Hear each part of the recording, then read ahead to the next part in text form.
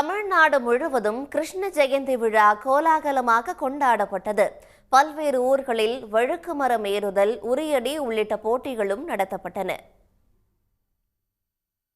திருவண்ணாமலை மாவட்டம் வந்தவாசியில் அமைந்துள்ள உலக புகழ்பெற்ற பாண்டுரங்கன் ஆலயத்தில் கிருஷ்ண ஜெயந்தி விழா கோலாகலமாக கொண்டாடப்பட்டது.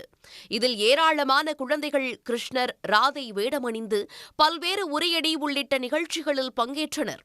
இதேபோல் அண்ணாமலையார் கோயில் கிரிவலப்பாதையில் கிருஷ்ண ஜெயந்தி விழாவை ஒட்டி 16ஆம் ஆண்டாக வழுக்கு மரம் ஏறுதல், உரியடி திருவிழா விமர்சையாக நடைபெற்றது.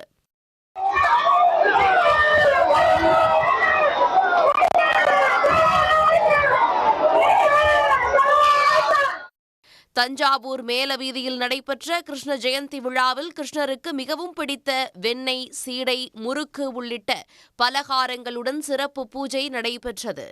தொடர்ந்து உரியடி, வழுக்கு மரம் ஏறுதல் உள்ளிட்ட நிகழ்ச்சிகளை ஏராளமானோர் பார்த்து ரசித்தனர். நீலகிரி மாவட்டம் கூடலூரில் உள்ள தேவர் சோலை பகுதியில் நூற்றுக்கணக்கான குழந்தைகள் கிருஷ்ணர், ராதை வேடமணிந்து பேரணியாக சென்றனர்.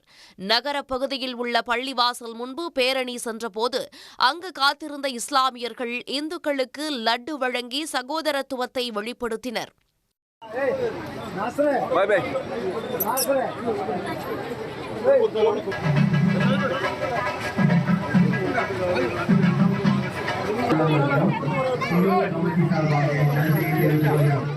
புதுக்கோட்டையில் நகரப்பகுதியில் அமைந்துள்ள விட்டோபா பெருமாள் கோயிலில் கோகுலாஷ்டமி விழா கோலாகலமாக கொண்டாடப்பட்டது.